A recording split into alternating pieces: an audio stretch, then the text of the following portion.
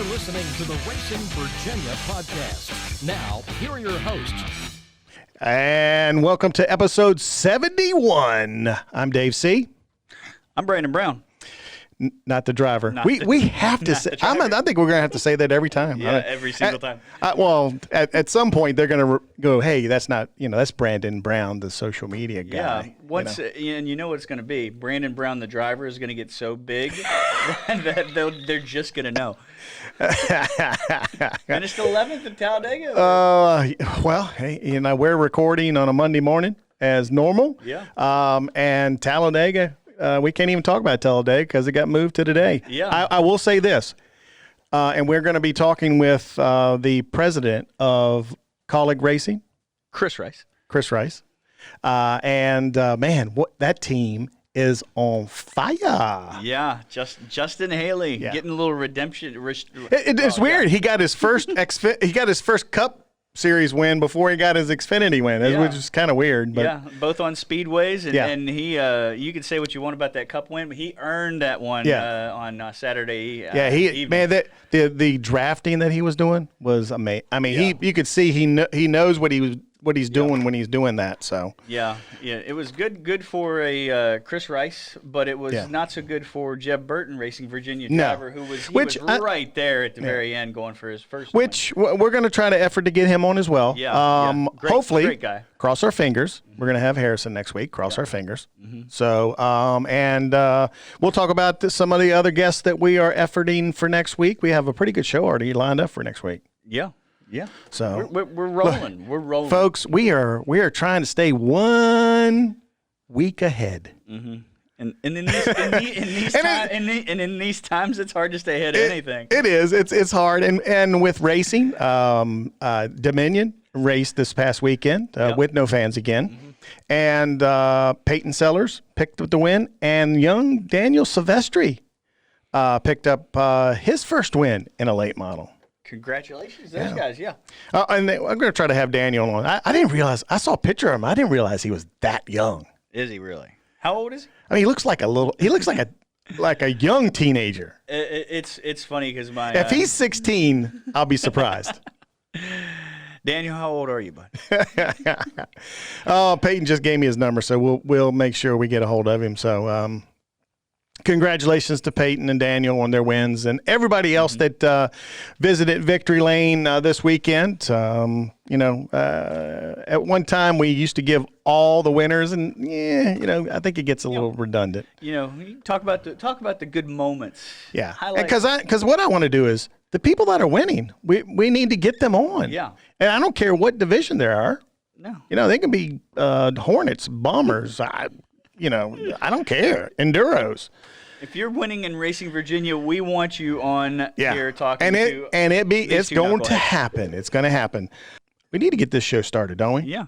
Our first guest is an old friend. I can call him an old friend. I think I'll ask him again. You have so many old friends that I don't have. Well, the thing is, I worked 10 years at South Boston Speedway, and of course this cat cut his teeth there, and that's where he got his start. And his mom, Kathy, is still the general manager of that place. And, man, I'm telling you what, he has done well for himself. I think he's done everything in the garage, but now he is the president of Kaulig Racing. And to say that they are killing it would be an understatement. We're going to go to the HoosierDriver.org phone lines and talk to our buddy, Chris Rice. How you doing, Chris? Hey, what's up, guys? Glad to be on, and thanks for the great introduction. That was pretty cool. Well, dude, I have all these. I have a whole list of things I could have said, but I mean, you were just the biggest thing for me is that you are right now developing what I consider probably one of the, if not the top Xfinity team in NASCAR right now. Justin Haley, with my buddy, because he came and raced at Virginia Motor Speedway. He's a dirt guy. He races a dirt modified every once in a while. Ross Chastain and A.J. Allmendinger has kind of stepped in a couple times. Man, what a team you guys have put together. Yeah, it's absolutely amazing, the team we have, all the way from top to bottom. I always say it in all our meetings. It's not just one person. You could probably walk through here and ask them, and every meeting I talk about, it's everybody. When drivers walk into our race shop, it kind of blows them away a little bit, Dave, because it's not like the 11 team or the 10 team or the 16 team. It's all one race team. It's Matt Kaulig Race Cars, and we come to do a job, and that's try to get everybody to where we can win races. Our first ever win, 1, 2, 3, watching Justin Haley push Ross Chastain across the finish line with A.J. Allmendinger third. And then on Saturday, watching Ross Chastain push Justin Haley across the start-finish line with A.J. Allmendinger third again was just amazing. So it's an amazing race team, but, you know, we always say this, Matt always says this, it starts from the top, how people act.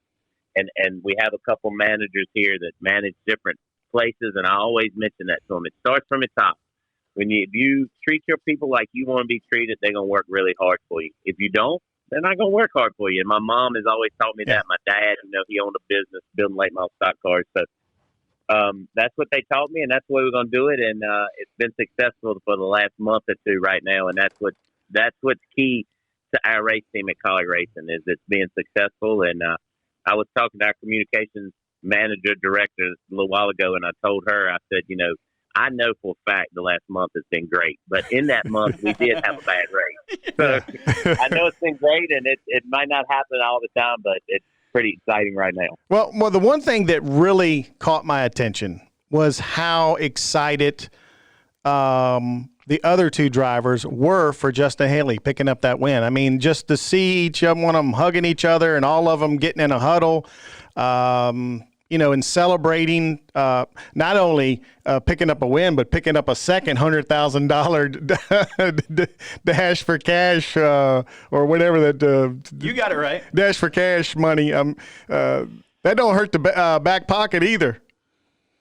No, it's always good to do that. And win $100,000 is big, and you know that's when the drivers give half of it to the team, that helps the team. So you know we got a little pot going here, and right now the pot's looking good. So I think we're one of the last few teams that gives bonuses out, and that's one of them. But to win $100,000 2 weeks in a row is pretty awesome. That just says a lot for our race team, you know, because we just show up and race. You don't get a chance to, if you got a loose line or you got anything that's crazy, you don't have a chance to fix that in practice. So our guys here at the shop have took some extra measures to make sure that everything's done correctly, and pretty exciting. Ran 3 cars for the last couple of weeks too. That's pretty hard to do. Yeah. You're going to probably smack me for this, but I really like the format right now. I just think that it has provided a lot of great racing, not only in Xfinity, but in the NASCAR Cup Series. Oh, I absolutely love it right now. Our engineers are amazing, and what they're doing, the crew chiefs are really, really working hard at making sure we get going over history. But I got to give a little credit to Tyler Reddick, because, you know, last year Tyler Reddick was so fast. He gave us a good model to go off of here. You know, we're on the complex RCR. We own our own building and 7 acres here on the street, I guess I should call it. But we're close to RCR. But him having the speed that he had last year and the things he did last year just was absolutely amazing. And that helps us go back to those racetracks to be better. But I love it. I think it's great. But I want to get our fans back, and our fans live and die for the Friday night partying or the concerts that they have, the Saturday night concerts that they have. So if we got to go practice 7 days in a row to give it all back to them, that's what we'll do. But I'm ready to get our fans back in the stands and in the infield. And we've talked to some drivers about, you know, getting out of the cars and the fans not being there to cheer them on. You know, from your perspective, you know, sitting back and not having been in the race car and then looking out there with nobody in the stands, what is that like for somebody who doesn't know? Well, let me tell you something. You walk out in your backyard and you just make the loudest noise you can make for an hour and a half, and then all of a sudden shut it off and listen. And that's what it's like. It's the first time we done it at Darlington, it was crazy eerie. You know, when all the race cars quit, when the race is going on, it's normal, because I'm telling you, you're so focused on the race, you're so focused on things you're doing that you don't pay much attention to what's going on in the grandstand. But after the race, I always love the screaming and the hollering, booing, whatever it may be. And now it's like I walked out on the racetrack to give Justin a hug after the race on Saturday, and it's nobody. it's like it is as quiet as if I shut up on the telephone right now, and it's just nothing. And it's so sad because I know it's so many amazing NASCAR fans waiting to come back to the racetrack, to bring their kids, to show them, to have a family day there, whatever it may be, and we're missing out. So hopefully this disease gets gone pretty quick, or we find a cure for it so we can get all our fans back. You know, you've had an amazing career. You really have. It was a pleasure to be able to interact with you when I announced at South Boston for those 10 years and kind of hang out with you and Elliott Sadler. And we're going to ask you to tell an embarrassing Elliott Sadler story here in just a minute, because he follows you in he's the next interview today. So we need something that we can get, kind of embarrassing with her. I don't, anything. I mean, a story that some people might not know. Yeah, but I mean, we're gonna get that. But what I want to talk about, I mean, you've really gone through the ranks in the Xfinity and Cup, and you went for you got to crew chief at Kaulig Racing, and now you've gone into the president role. What has it been like to transition from a crew chief, which you're just really worried about one car, and now president, which means you got to be worried about the whole company? I don't take that lightly, being a president. I worry about every single person that's here, all our race cars. I know I worry more now than I did when I was a crew chief. I was probably selfish as a crew chief. I only worried about that particular weekend, whatever was happening that weekend. Now I worry from start to finish, are my people okay? Are they happy? What can we do to be faster? And then once you worry about that, then you worry about your sponsors, and what can we do for our sponsors? And it's been great. I love it. Matt Kaulig, back when we started this with Blake Cook and all, he called me and he was like, "Hey, I want you to help us start a race team." And we did. And we kind of started slowly. We didn't start it fast, and we didn't have a competition director. We didn't have presidents. We didn't do none of that. But now as we've grown, I can't crew chief and look over 2 or 3 cars. Yeah. So the way we've done it is when we started a second car, I would crew chief that. Now we got 2 crew chiefs. We started our third car. I crew chief that one when we can. But, it's been fun to bring in the young talent like Alex Yant and Bruce Slicker as our crew chiefs, and the engineers we bring in. It's been fun just to mentor them, and not only mentor them, teach them like what I know, what I've done wrong, what I went through, so they don't have to go through it, and maybe just speed up their process as a crew chief faster than normal. So it's been a lot of fun, but that's all credit to Matt Kaulig being a great friend. Everybody in Ohio being able to help us get the sponsorships we need to be able to go race. That's what's key. And Leap Up the Gutter Protection's been with us every single year. Getting them in victory lane was huge, but now having Nutrient Solutions, Ellsworth Advisors, if you need an advisor for any financial needs, go to ellsworth.com and you'll be able to use them. So just all the people that have made this happen has made being a president easy, honestly. When you were, chiefing and turning wrenches at South Boston back in the day, was this your goal to be a president, or could you foresee what you were doing now back then? I think my goal was to be a crew chief.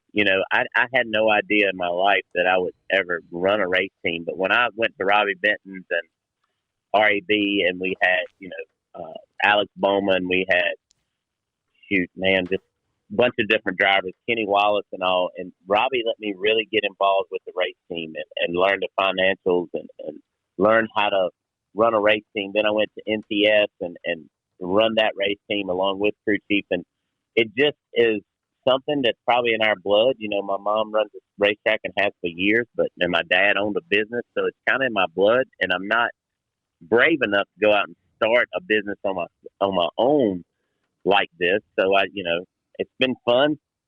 So yeah, it probably has been a dream over the last 5 or 6 years to be able to do something like this.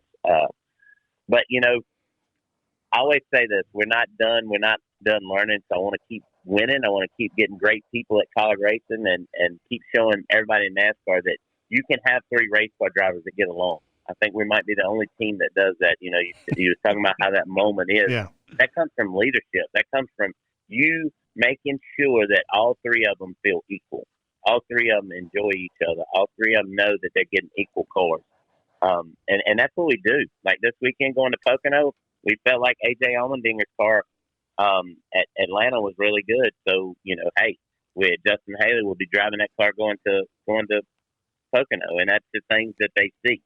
That's the things that they know, and that's why they like each other and they care for each other. And AJ brings a new light to those two younger guys that makes it so much fun. There are a lot of teams in Xfinity. I mean, there's a lot of great drivers coming up through Xfinity right now. I really truly believe that the NASCAR Cup Series is going to have a lot of great competitors for years to come. But the guys you have, I mean, both of them have NASCAR Cup Series wins. Ross, I thought Ross had one. Oh, maybe no, not. Ross doesn't, but AJ does. So you're good. You're good. I mean, 2 out of 3.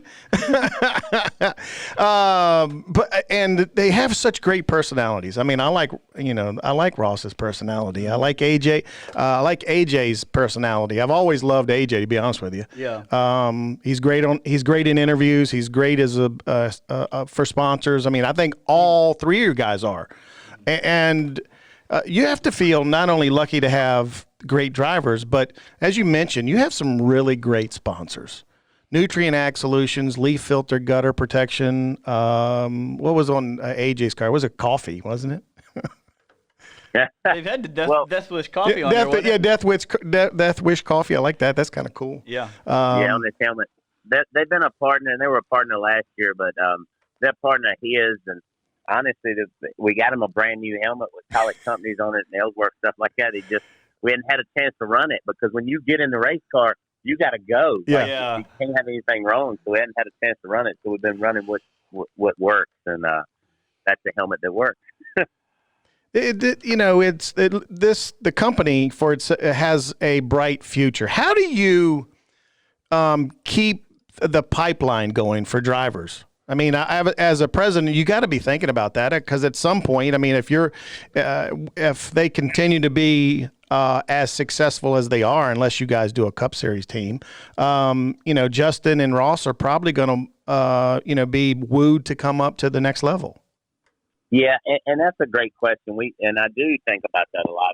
I start thinking about that in February, but our ultimate goal is to get those guys Cup racing if we don't have a Cup team. We don't expect them to stay Xfinity racing all their life. So when you see those guys go Cup racing, we're happy as a race team. That's our ultimate goal. We want to be a pipeline for those Cup guys. But so the way you get new talent is you have great races and great race cars and a great team, and then word gets out and people start calling you, and you got to make sure that the sponsors like them. It's just like, Leaf at the Gutter Protection. We've had them with Blake Cook. We've had them with Ryan Truex, and now it's with Justin Haley. So if we get someone in here different, I know, he's talking about he don't know where he's going to drive next year because he had a 2-year contract with us. So hopefully he'll go Cup racing. If he don't, maybe, we have him back here for a 3rd year. But just finding the drivers is really tough, along with finding sponsorships. Nowadays, it's totally different. Normally, some of them come with their sponsors. Some of them bring maybe family money with themselves. But, we're all the time looking for great talent. And right now, I feel like we got 3 of the best ones that you can put in a race car. And I guess my follow-up to that is, are you looking outside of your team just in case, looking at guys coming up through the late model ranks, dirt ranks, whatever? There are some, you kind of got to, it's not like, I guess it is like NFL and basketball. You kind of got to, prepare yourself just in case. You're trying to trick me into letting you know whether I'm going to keep all 3 of our drivers or not. We do look everywhere. I think I tweeted it the other day that I love all forms of racing, and I do go to different racetracks and look at different talent. I'm not there at the age I'm at. I just don't go just chill out no more. I do go look at talent and see what young kids are coming up and how they conduct themselves and how they, what they might say to people or stuff like that. I'm always watching that. I think I might end up going to like a go-kart race tonight just because some of our guys here are racing. But like normally I just don't show up at a racetrack just to show up anymore. Right. Just because, I've been to a ton of races and you want to do other things, but we do look outside. I love late model racing. That's my background. I watch that a lot, and it's a bunch of talent in late model racing right now, but also dirt racing, man. You go to a dirt track and you watch these guys slinging dirt. I've been to the Chili Bowl twice now, I think, looking at different talent at the Chili Bowl. So we look outside of just the norm, asphalt late model stock cars. We look at super late models. We look at everything. And I watch a lot of Speed 51, to see what's going on. And so you have to watch all of that. You're always on social media checking out how people act and how they react to different situations, because that matters. And it's a lot of things go into picking a race car driver to bring them into your house to be able to go racing for you. You should add president and professional scout to your title. Now, I do want to point out here, Chris, that you said Tyler Reddick was very fast. Yeah. He's a dirt boy. He's my. I remember the first time he jumped in a car at 13 years old at our track at Virginia Motor Speedway for it was World Outlaw or Lucas race. I forget which series it was, but and here's this kid that comes from, I think it was California. I mean, and he was small. I mean, he was really small, and got kind of under the wing of Sky Bloomquist there for a little bit. And man, I'm gonna tell you what, some of these dirt drivers, because they drive the car so loose, come on, Chris, loose is fast. Oh yeah. They're fast. They're fast. That's Tyler Reddick's fast. He's fast in everything he gets in, but. Yeah, he's done well, and all those guys are fast, and it's always fun to watch those good guys. I know Justin Haley can wheel a modified now. Yes, sir. He can wheel a modified, and that was one place I watched him run, and I watched how he handled himself, and it wasn't just seeing him race in the trucks. Now, I did watch his truck racing, and I listened to him all after we had been talking to him for a minute, but definitely watch them at all places, but those dirt guys do get after it, for sure. Well, there's one guy that I don't believe is a dirt racer who's on your team now who had a kind of a sordid way to your team. You probably weren't even looking for him because he had a ride, but when Ganassi folded their Xfinity Series team, talk about the process of grabbing Ross Chastain and getting him on your team when I'm sure he was a very sought-after commodity. Well, that is funny that happened, but Elliott Sadler was a big reasoning behind them coming here. When Elliott was getting ready to retire, he had acquired Nutrient Solutions, and I had talked to him back at Richmond, the spring Richmond race, and then he at Mid-Ohio, he took me up in his bus and he says, "Hey man, I'm gonna retire. I just wanted you to know because you've been part of my life pretty much since it started in racing." And he told me that, and then after all that went down, he still had this sponsor, and they still wanted to use him a little bit. He said, "Well, why don't you give it to Ross Chastain? He's a farmer, and he fits it, and then I'll drive like 2 races." So that's how it all came about when the Ganassi deal folded after, Ross was already at Ganassi. So Elliott's people called me and said, "Man, we have got to, this sponsor, we got to get this sponsor racing." And I'm like, okay, well I had Daytona sold. We were going to do Daytona with actually Kyle Larson. And then when all the stuff broke down at Ganassi, it wasn't able to use Kyle Larson. So we was able to put Ross Chastain in it, and we went and ran well, and then cut the deal to run Elliott in so many races. And they actually added 2 races last year, 2 or 3 races to the schedule where they wasn't going to run. Nutrient Solutions did. So it was a great relationship, but it was, Elliott Sadler, Brett Griffin, those guys, my relationship with them is how we ended up with Ross Chastain. But I've been fortunate to have Ross Chastain, became good friends with him. He is he's a heck of a racer. You want to be on his team. You don't want to race against him, and that's just the way it is. And I love his personality. I mean, the smashing the watermelon after a win, that is just amazing. I mean, it's one of a kind. I mean, you're not gonna see anybody else do it. No, because they would be posers if they would be doing that. Yeah.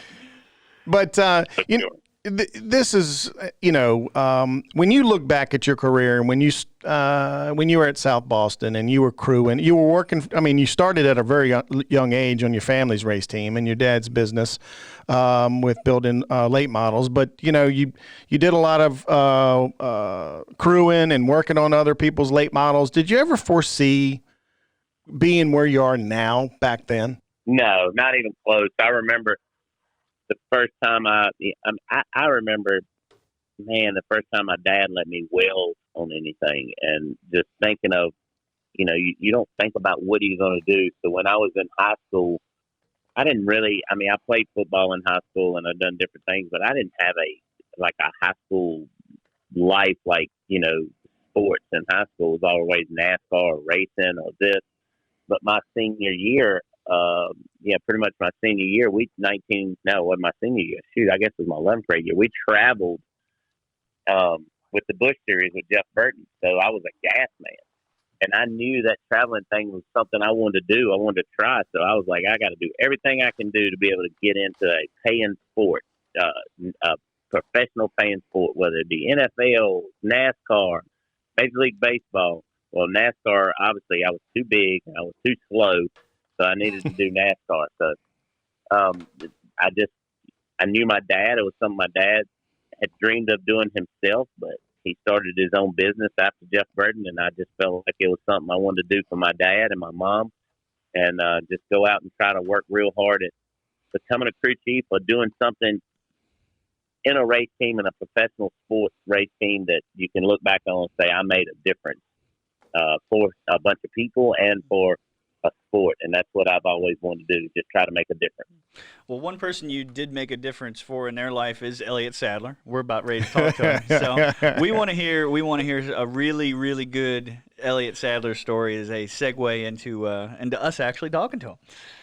Well, we obviously have a bunch of great stories, and him and I talk about this all the time. And it's a bunch of stories we can't talk about, but it's one story. It's one story I'll never forget. I got out of college, and I went down there, and I started crew chiefing for him. And I want to say I was making, $500 a week is what I was making, I think. And, well, he was 20, and I think I was 21 maybe. And we would go to the bank, and he was working at the dealership.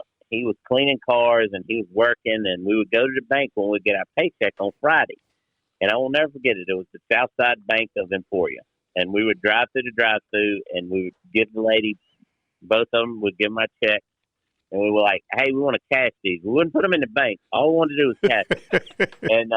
and this went on for a couple of weeks, and we would always get the envelopes back. And my envelope would be thicker than his envelope, because he didn't make a lot of money. He was probably making $100, $125.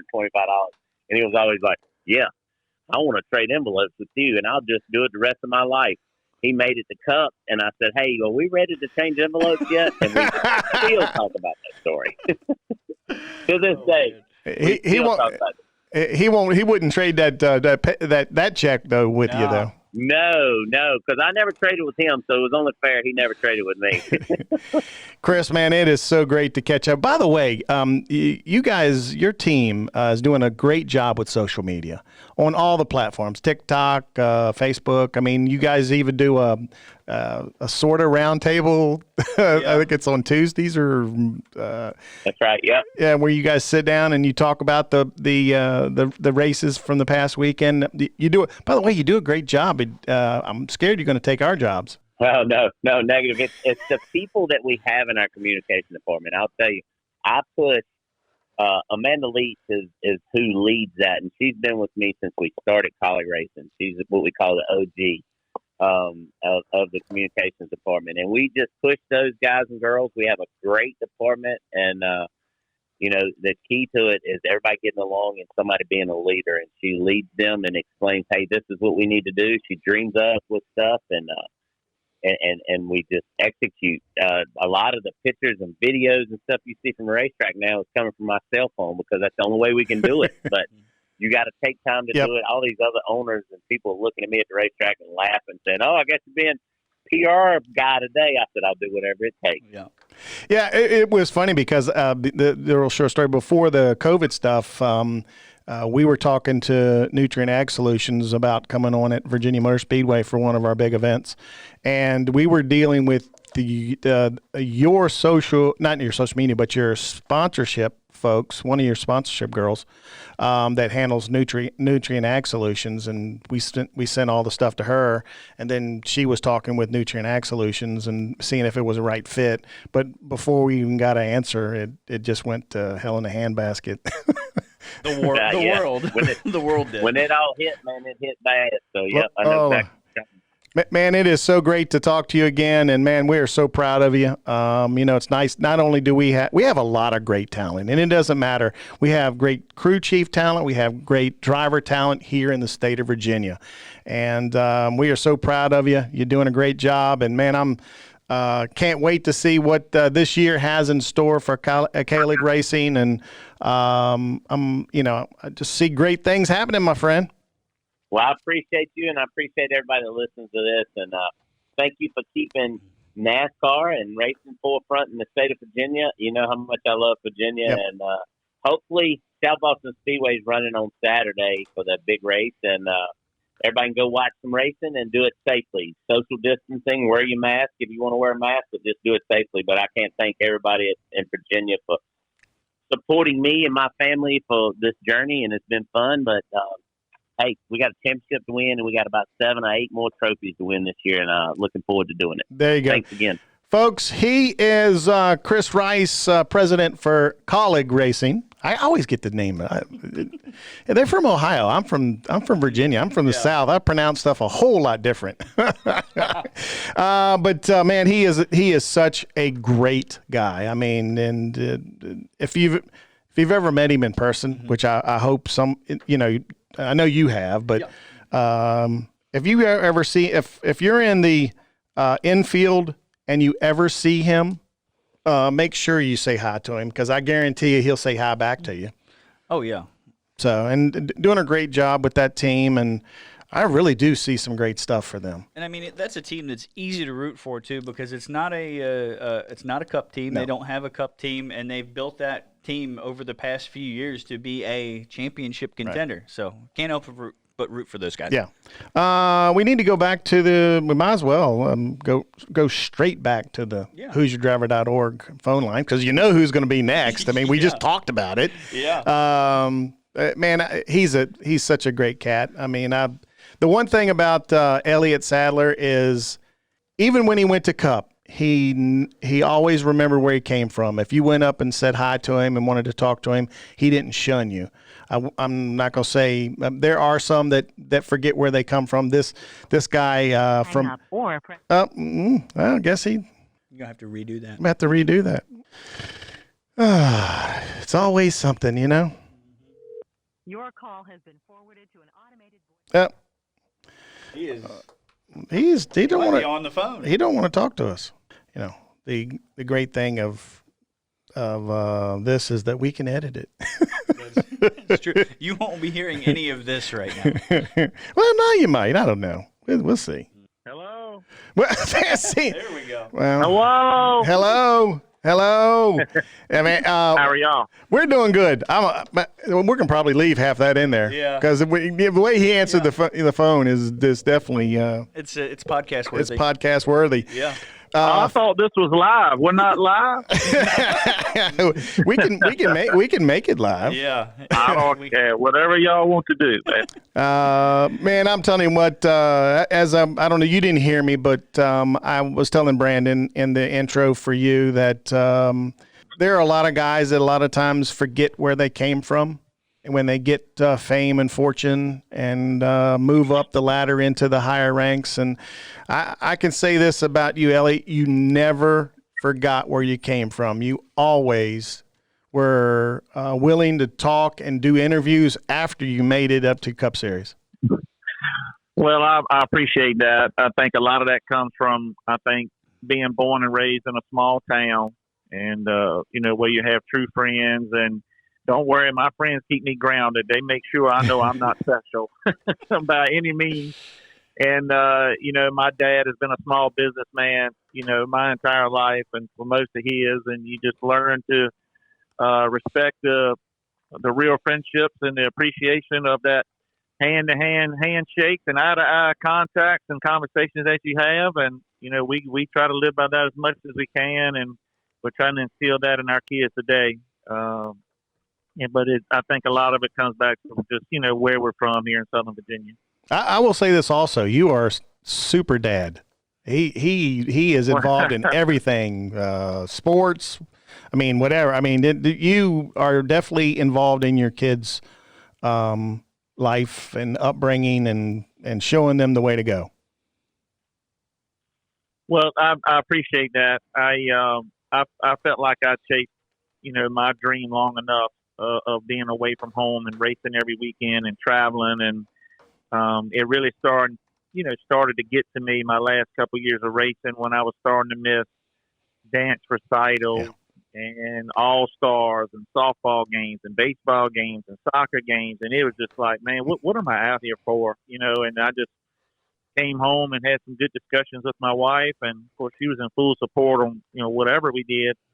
But I just felt like when the time came when my mind was at the racetrack, but my heart was back at home, I knew then it was time to retire and start being more of a fan and being more of a dad and enjoy watching my kids grow up and do those things. Well, the one thing that for me is that you're busier now. If I look at what you're doing and look at your social media, you're busier now than you were when you were a driver. Way busier. Way busier.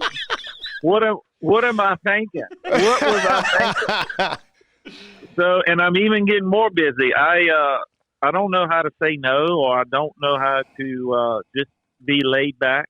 So, running the Top Hand organization, where we have about 360 kids involved, and we need this in a small town like where we're at. We're in a Tier 1 school district, where poverty is really high. We have a lot of underprivileged kids, and that we want to be there for them and give them a platform to play. We want to give them a platform to enjoy life, to learn and get better at school things and activities, and just have opportunities. And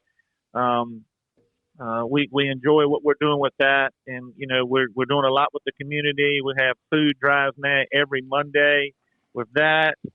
So the whole Top Hand organization is keeping me busy, man. We're rocking and rolling all the time. And then here up out of nowhere, I decided to start an eSports team as well. Yeah, we were going to start. We were going to talk about that for sure.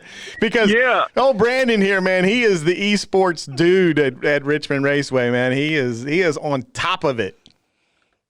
Well, look, poor Brandon, and he's not going to. He won't tell you this, but I will. When I first got into running on the rig, iRacing, and all the things that come with it, I wore poor Brandon out. I didn't know how to paint scheme. I didn't know how to do a practice session, and you want it done yesterday. I'm competitive. I need to have all this done yesterday. And I wore poor Brandon out. It's like I didn't even realize he had a day job. I felt like he needed to be helping me. So I'm only, I'm about 2 months into the iRacing. I've learned a few things. I don't have enough rigs at my house. My son has commandeered my rig and is on it. I mean, he's on it right now. Racing a dirt car at Lanier. But we're thoroughly enjoying it. Wait a minute, hold on. Did you say dirt car at Lanier? He is. That's what he's running right now. Man, your son just went straight to the top of my list as likes. Yeah, so what we did, we've started him an account. Yeah. So I have an account, and he has an account, and he wants to build his own safety rating and his own I rating. And so now he's running, official races and working on that. He just did a rally cross somewhere. I don't know. They're driving trucks through an infield, jumping over jumps, doing something a while ago. Super trucks. And now, super trucks. And now he's doing the dirt cars at Lanier, and then he ran a couple of street stock races yesterday at USA Raceway. So anyway, he's going through that process of getting his ratings up. And you were talking about too that this would be a great avenue for your son to get involved in racing in this community, because he might not be able to do it in real life per your wife's request. 100%. My wife does not want to see my son or daughter in any type of racing vehicle. So the racing rig is a 100% go. Whenever he wants to get in it and race and do his thing, he's welcome to, and she fully supports it, and he loves it. And I'll be honest with you, he's learning so much about it because anybody that iRaces understands the whole technical side that comes with it, all the apps you're downloading and all the things that you can learn to do on a computer. And he has gone crazy over paint schemes and running telemetry and testing all the time. And he, at 10 years old, he has gotten really efficient with all of that. He's teaching me stuff, honestly. Any chance of changing Mom's mind about a real race car? No. We need to start a campaign or something. No. And I'm fine with it, too. I did that crap for so long. And it's very expensive. I don't know if y'all noticed or not, but racing is very expensive. What? Come on now. So you guys have fun with that. We're doing the iRacing thing, and we're still playing a lot of baseball on the weekend. Yeah. But, hey, you make a lot more money in baseball. Yeah, well, it is, but it's hard to make it in that, too. And, yep. And now when I hit, if I get wrecked now, it doesn't hurt as bad. It doesn't hurt as bad. You don't feel bad the next day. You can hit the reset. You can hit the reset button, and you don't have to explain to your owner and team how you trashed the car either, right? Exactly, and that's what we have those conversations during some of the races with some of the people we race against. It's like, you can just hit me on the caution, wreck me, and you just hit reset, man. You're all good. So do you happen that way? Do you have to get another rig? I 100%, and I'm SimSeek, who helps me out a lot, and it's helping me with the rig I have now. It's so bagged up, they're so busy that I'm kind of on the waiting list. So now that I want 2 rigs, I'm really down on the waiting list. With this COVID pandemic, I mean, it brought kind of iRacing and computer racing to the forefront, eSports. I mean, Richmond Raceway, I say we, have a great eSports team here. Mm-hmm. We've got some great drivers. And I didn't realize that it was that competitive. I really didn't until it got brought to the forefront. Now everybody wants to do it. It is 100% competitive, and you guys definitely have some great drivers on your race team that do a good job, especially in the Coca-Cola racing series. It is extremely competitive. It gets emotional. People get very mad on iRacing. I have learned that not everything it's never the driver's fault. It's always somebody else's fault. I have learned that. You always run into me. I have never run into you. But look, and I told this story to some of my friends. So, I've been getting my rating up and having some success and have gained some speed, and having my own race team has helped me a lot with the shortening the learning curve. I got some really good drivers and some really good builders. So I've been, this week has been Chicago all week with the A car, and I've been running the A Open Series. So I ran the NIS race the other night. And if you're an iRacing guy, you know what that is. It's the NIS race. It's a big race every week, and I was able to win. I was in the second split, which is pretty good out of 400 some guys, and won the race. And I'm gonna tell you, the last 20 laps of that race, my freaking heart was pounding out of my chest. I was like, I was in a real race, like you would be reacting and trying to make the right decisions and having restarts and when to go and don't spin the tire. I mean, all those things. And the emotion was real. So I'm definitely hooked, and we're doing a lot of testing and stuff now, getting ready for the Road to Pro race that's tomorrow night. Now, tell us about that team that you started, because you talked to me a little bit about it before you got moving with it. But tell us about your team, the drivers that you have, and say the technical side of it, which all the drivers seem to work together on these setups, and the setups really matter. Man, setups are a big part of it. So it's a friend of mine named Austin Yarborough who drives go-karts for my brother. He is extremely good. Anybody that's a go-kart on the East Coast knows about Austin Yarborough. And he kind of brought me in when I first started, and kind of brought me a part of a team that he was a part of. Well, as soon as we kind of got involved, that team fell apart, and my son was heartbroken. My son felt like he was part of the team, and he was one of the guys, and he was there doing some testing and long runs with them, and he was learning all the setups. And then I was like, well, man, this we need to start our own team. I didn't realize why you needed a team at the beginning, but now I know it's just like in NASCAR. The more information you got coming in, the better you're going to run at all tracks and all races. So really, I did this for my son to give us a team that we could be a part of and we could learn with and we could grow together, and we could give some young guys some really good opportunities, to make it maybe to either other types of racing or give them a good platform to be a part of, of our racing. So we want to help some of these guys make it to the Coca-Cola Series, and they're all young kids. And, our main drivers is we have a kid named Garrett Maines out of Richmond, Virginia, that's really good in iRacing, does really well. Vicente Salas out of California, Seth Ryder out of California, Blake Cisneros out of Texas. We have a couple young guys, Austin Yarborough now out of South Carolina, that are very fast at iRacing. They just need a little platform to race on. I'm helping them from that side, the social media side, the awareness side, and any kind of funding they need to get all the testing they need and apps. And I thoroughly enjoy being a car owner right now. Speaking of car owners, but he's not a car owner; he's a president. When you Chris Rice, a buddy of yours for sure, for many years. When you see what's happening for him right now, what are your thoughts?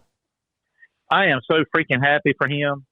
I really am. You think where Kaulig Racing first started coming in new to the sport, a couple years ago, and now getting to the height of it where they're competing at a high level each and every weekend. I know Chris puts his blood, sweat, and tears into it. They have great sponsors over there. They gave me my last ride that I've ever, that I'll ever have an Xfinity car, and I'll never thank them enough for that.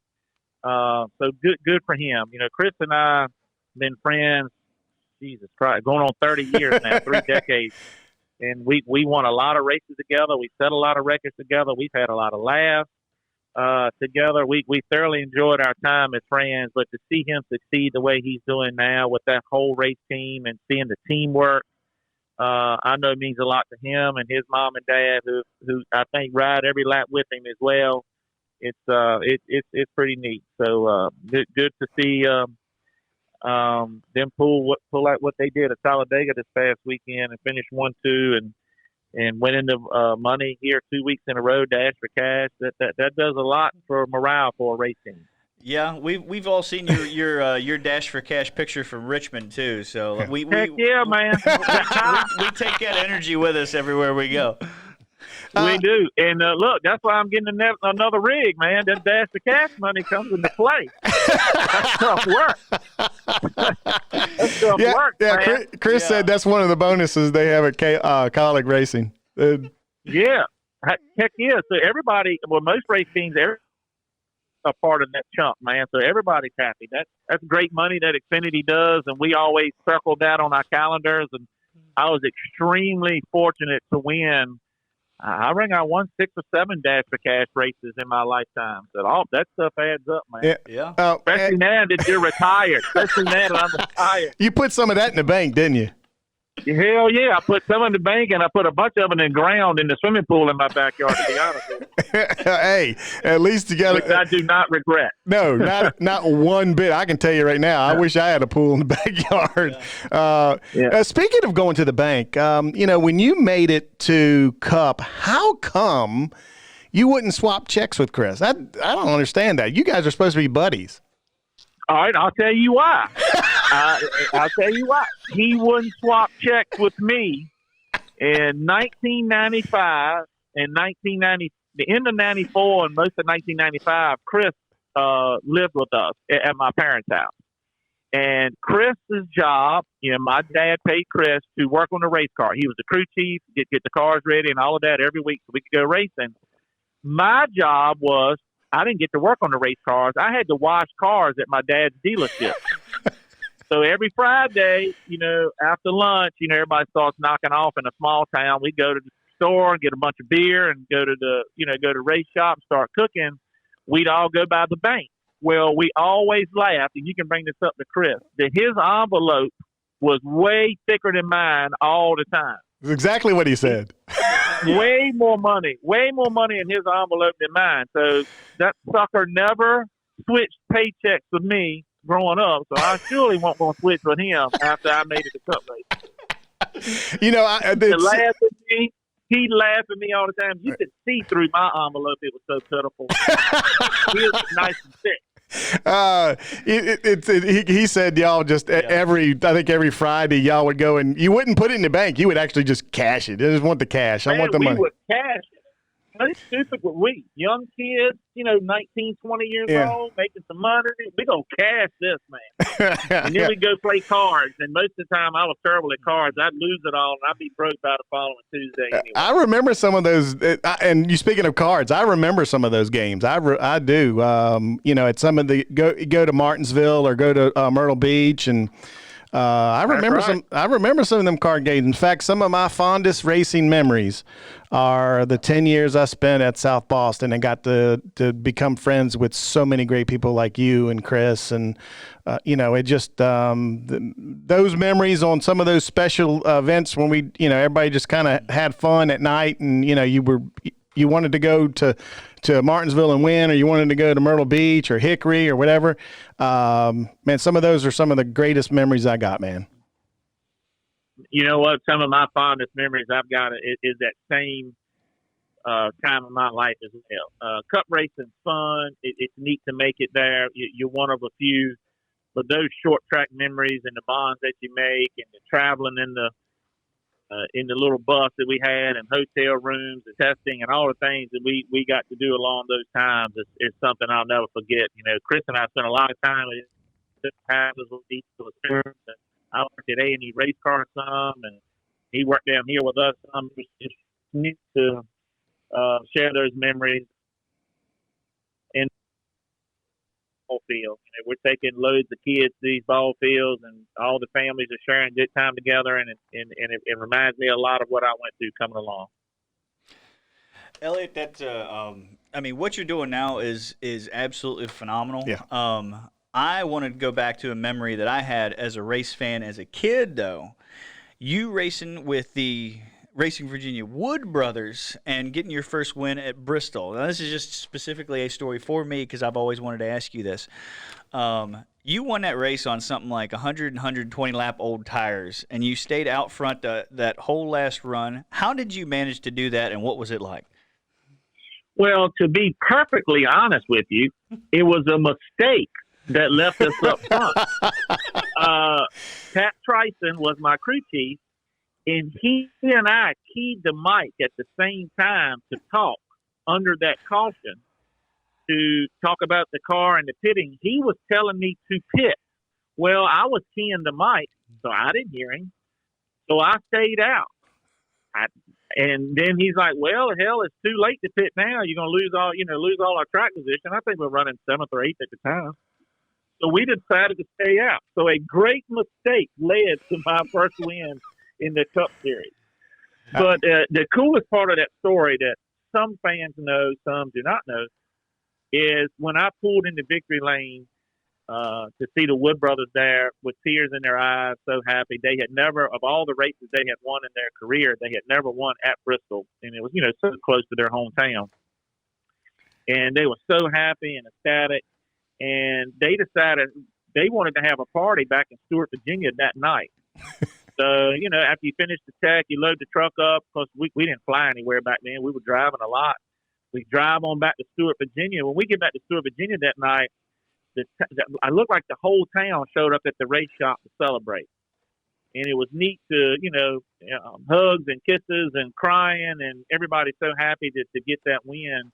And somebody had toilet papered Eddie's house, Lynn's house, and Kim's house from celebrating. They had toilet papered all of that, and they toilet papered the shop. But the win was great. You always remember your first win, but the after party at Stewart, man, I felt like almost the grand marshal in the hometown parade. It was neat to share that moment back at Stewart with all those locals and people that lived there and that were part of the race team. Man, it's so great to talk to you, and I will tell you this. I think we're going to try to get on. I'm not going to think. We are going to try to get on some of these eSports guys. Oh yeah. Maybe we can kind of get your guys up on. I know even though they're from California, a couple of them, they still are. They're racing for a Racing Virginia team. So 100%. So we will try to give them some exposure as well, and your team some exposure. Man, I can't thank you enough for taking some time out of your very busy schedule. I know you got a lot going on, and really, you've always been good to Racing Virginia. I love being here from Virginia. The state of Virginia was my brother's very first ever sponsorship. Virginia's the Lover's Car for the Virginia Tourism Department. We've always gotten a lot of support from this area, from the fans in Virginia, especially in Southern Virginia. It's always made it a lot of fun. It's always made it neat, and always a lot of encouragement when the days were not so great as well. So it's neat to see kids from our area get opportunities and run good and be successful. Somebody like a Denny Hallman's doing right now. I think Garrett Maines is another kid on his way up from this part of Virginia. Just needs the right opportunity, get the right breaks, the right place at the right time, and I think he's got a shot. So we'll stay after it and keep things going and staying busy. And I'm sure I'll see you guys soon. Yeah, Elliott, we appreciate you. And if you ever have any more iRacing questions, I know you got your team and everything, but I am a phone call away. I will be wearing you to death. I'm going to wear you to death before it's over with. That sounds good, man. All right, folks. All right. He is Elliott Sadler, man. I tell you what, he is. He's one of the good ones. He really is. I got some great memories. Like he said, he lost a lot of money. I lost a lot of money in some of those games. I wasn't very good at them either. Every once in a while, we play I think it was blackjack or something, 21 or something, and I might do okay. If you were the dealer, you made money. I was going to say you were playing against the dealer there. Yeah, if you were the dealer, you made money, but you had to win to become the dealer. I need to get in some. Cause I don't know if you know this, but I paid rent playing online poker. During college. Oh my goodness! Yeah, so I did not know that. I need to play some games against you guys. It sounds like. Yeah, because I can tell you right now, you would definitely win. That's for sure. We're going to go back to the who'syourdriver.org phone lines after two great interviews. I'm expecting this one to also be really good. He is from Wires Cave, Virginia. He is the driver of the number 00, Star Come Fire, Good Greek Moving and Story, Permatex, Main and Tail, University of Richmond, Chevrolet Camaro. I figured I'd get as many of his sponsors in there for him. He is Quinn Houff. How you doing, Quinn? I'm doing great. Yeah, we got a lot of sponsors this year. We're down here in Talladega. Unfortunately, got rained out, so we're going to try again today. We got Permatex on the car, so I'm excited to get out there on the high banks. And, this is one of those races you can sneak out a really good finish, so we're looking forward to a good day. Yeah, and that paint scheme, the Permatex paint scheme, if you haven't seen it, that thing stands out on the track. That blue and orange and white, you won't be able to be missed out there. Hopefully we'll see you up there in the top 15, top 10. Yeah, it's a very beautiful race car, and I have to tell you, even in person, it adds a little bit more. The pictures look great for sure, but yeah, our goal today, is we got to keep it all intact. Got to keep all four wheels on the ground to have a shot at the end. So we'll see what the strategy is. We got a little bit different package than we did at Daytona.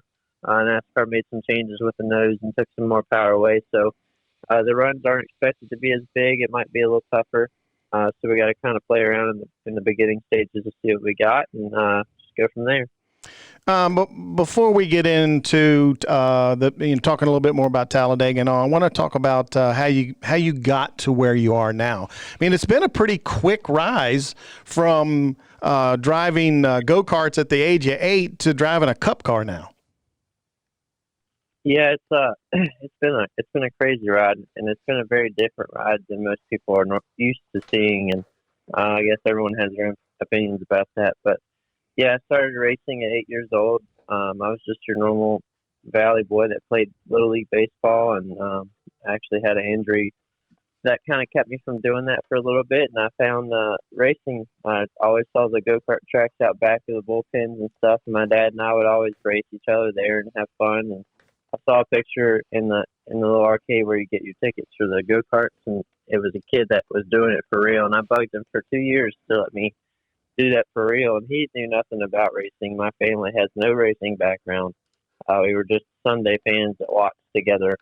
So he finally broke in and looked and found some local people to help us get our first go-kart. And it's been the rest is history. I don't know if he regrets it yet or not. But we went from go-karts to mini cups at Talladega Speedway with the VMCRA, and I had some early success there with those. And that's kind of when I turned to Dad and said that I wanted to do this as a career, as a profession. And he was like, well, I didn't know what the hell I was doing the first time, so you're gonna have to find your own way. Then I found the driver development group out of actually Ashland, the Richmond, Virginia area with Frank Denny Jr. And he gave me my first break at 13, 14 years old to drive a full-size stock car. And I cut my teeth racing non-NASCAR sanctioned at that time. We weren't allowed to do that until I was 15. So I cut my teeth at places like Ace Speedway and Orange County Speedway in the limited or select late model division. And then as soon as I turned 15, we went straight to South Boston and Motor Mile Speedway and all those great places, Caraway Speedway, and that's where I learned, racecraft. And it was a tough growing pain. The late model division has a lot of great talent. Late model cars are very tough to drive. They're very picky, and it was tough. I'm not gonna lie, and it was kind of like, well, we don't really know what's next. And through racing late models, I found somebody named J.R. Longley, and he was with the performance marketing group, and he was looking to help me climb the ladder. And the next step we made was into super late models, which is basically just late models with more power and a couple different chassis things and rules. And we went racing all over the place, up and down the East Coast and into the West. And I had great success with those. I took a liking to having that extra power to get off the corner after dealing with late models since I was 15.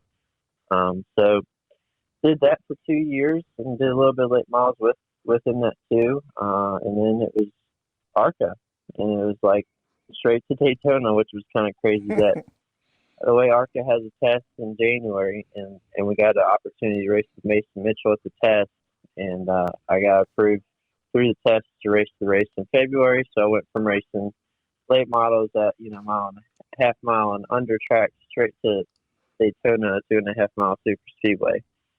That was at 18 years old, and that was pretty intimidating. I mean, that's a crown jewel of racing. It was just kind of starstruck to even be there in anything. And we led a good portion of that race, and that's kind of what gave my career another kickstart and gave me some opportunities with Rick Fredovic's team at the time in Xfinity and the number 46 with Precision Performance Motorsports. And yeah, my buddy Richard, my buddy Rick. it kind of made a circle, It's kind of neat to say that I raced with his son and him in late models at Langley. And then it came full circle to where we partnered up, and he gave me my Xfinity debut. And we went to Bristol, which people told us we were crazy to debut a 18-year-old at Bristol. But it was kind of a great race for us, and there was a green-white checker. We were sitting inside the top 10, and I remember getting ready to restart, and I had, RCR and Virginia Motor Sports cars all around me, Austin Dillon, Elliott Sadler, and I was like, well, I'm not supposed to be here. And well, we ended up finishing 15th after just trying to not get wrecked. Mm-hmm. But yeah, that was kind of the way it went. And then after that point, it was kind of like, well, what can we do next? And I stayed in direct contact with NASCAR. There's a license approval process, and we couldn't go to big tracks right away, obviously, in the Xfinity Series. And so I just raced each race and stayed in touch with them as they approved my license, and just worked the way up to where I was approved for everything Xfinity. And after I did that, I had the opportunity with Premium Motorsports to run a part-time schedule with them. And I had to be the squeaky wheel with NASCAR again to allow me to do that with only, a handful of 10, I believe, starts of Xfinity. And they finally broke and allowed me to race at Phoenix the next year. With Premium Motorsports, and we had a good first showing there as well. Premium Motorsports is a small, low budget team, and their race win is about 30th, and that's where we finished our first race together. So that relationship started off well. And then I did the same thing through the Cup Series that year. I just stayed in touch with NASCAR and there's a license approval process, much like Xfinity, of starting out at tracks, smaller tracks, mile and under, and working your way up to being allowed to race everywhere, including the super speedways. So the goal was, by the end of last year, was to be able to promote myself as a full-time eligible Cup driver, and that's what we did. And that led into the opportunity of meeting everyone at Starcom Fiber, with Derek Coates being the general manager, and the Kohler brothers from New Jersey with Starcom Fiber. They gave us the opportunity to finally be, what the whole goal was, to be a full-time Cup driver. And I'm very fortunate to even have the opportunity to do anything. I think it's a definite blessing to be able to race a race car at any level. I don't care if it's go-karts, late models, ARCA. I never took any of it for granted, and I still don't. And this COVID thing kind of reminds everybody that you can't take stuff like that for granted for many reasons. So I kind of always drive a race car like you don't know when the next time you're going to be behind the wheel. And even though I'm full time now, I continue to do that. So definitely a humbling experience, and I'm learning a lot more. This year is very tough for not only my team, but for me as a rookie. Obviously, there's still some places I haven't been, and here I am in the Cup Series trying to do it now with no practice. And one day shows. So it's my story is definitely unique, and it's kind of, if people are open enough to listen to it, I think people are interested and kind of like to follow along with it. But then there's those people that don't understand why I'm allowed to even do it. But I believe that I've proved I can do it. Obviously, I'm at disadvantages at times, but by the end of a race, my team and I prove that we can do it. And the nice thing is that you've been signed for 2020 and 2021. Now, for you as a driver, Talladega, it's got to be even worse. When you look up in the grandstands and there's no fans right now, I know Talladega is going to have a few, right? Mm-hmm. Yeah, so it'll be a little different. But how what has it been like for you in coping with this COVID-19 pandemic and looking up and seeing no fans? Yeah, it's definitely not something I thought any of us would face for sure, but it's hard to race without fans because fans are such a big part of racing, especially at NASCAR. And to pull up to a racetrack racing the race and not see anybody camping, not see anybody in the parking lot tailgating, and then not see anybody in the infield, not doing driver intros. I mean, it feels like a big test on us, and it doesn't feel real until you get in that race car and you start the race, and then it goes right back to normal. I mean, when you're in the race car, it's hard to really notice a whole lot outside of it anyway. So the racing product itself, I feel like, has been very good, if not better, with the way things are right now with no practice. Obviously, it's tough on the teams. It does cut a lot of time and cost, however. So, but really and truly, it's hats off to NASCAR to have seen the opportunity for us to be the kind of pioneer in the first sport back since the pandemic. And so it's hats off to them and all the health officials that took place to make this procedure that we've come up with and make it safe for everybody to come back and continue to race, not once or see if we can do it twice, but to continue to race and pursue the rest of our season. And it's going without a hitch. I mean, it's a very smooth process for all of us, and it keeps all of us safe. All the precautions are being taken that are necessary, and everybody's on board with it. And that's what it takes. So now we're at least allowed to integrate some fans back, and I hope that this is a step just towards having more and more every week. Obviously, we have to look at the realistic side. Everyone's health and safety is first and foremost before anything. So, but yeah, it's definitely been really weird. And I'll tell you the most eerie part about the whole thing is after you get out of the race car, the race is over, and everyone shuts their motors off, and you got all these emotions going from the winter to there was conflict to you had a bad day, and you get out and the motor's shut off and it's completely silent. And that's kind of when it hits everybody, I think, especially the winners. And I think you've seen that with Kevin Harvick and Brad Keselowski and others. It's almost, it really hits you hard when you're in that moment of emotion, and then there's no no fans. You get out on the first stretch and it's dead silent. So we definitely miss the fans. Man, racing without fans is one thing. The first track that you guys got back to was Darlington, and correct me if I'm wrong, but you'd never spun a lap at Darlington before. How difficult was that? Put somebody who doesn't know, who may never have been in a race car before, how tough that was with zero practice, months off at a time, and getting back in a car and being at Darlington. That's right. It was a very tough situation for myself, and like I said, it's not only a tough situation for a rookie driver. Period. All of us as rookie drivers in this rookie class this year. We got some great talent in there, and they're struggling. I mean, without practice, it's tough. And then you put me in a situation with the experience level I have, and then I'm with a team that's on a lower budget. We don't quite have all the things that a lot of these other teams have. That's even tougher because we just got a pull down rig in our own shop for this past month, and then you got other teams that have full on simulations for their motors, for the tracks, for their chassis. We're coming there just honestly kind of like a late model team would come there and just hoping. And you have what you have and you run what you run, which I've kind of liked. But it's sometimes if you miss it, it's a long day. And then on top of that, you're at a new track. But it was definitely a big challenge, and it's still a big challenge for our team. But like I said, we proved well. I enjoyed the Darlington back-to-back. I enjoyed the Charlotte back-to-back. You could see the improvement of myself and the team from the first race to the second race. I don't know if you guys know this or not, but the second race was my career best finish at Darlington.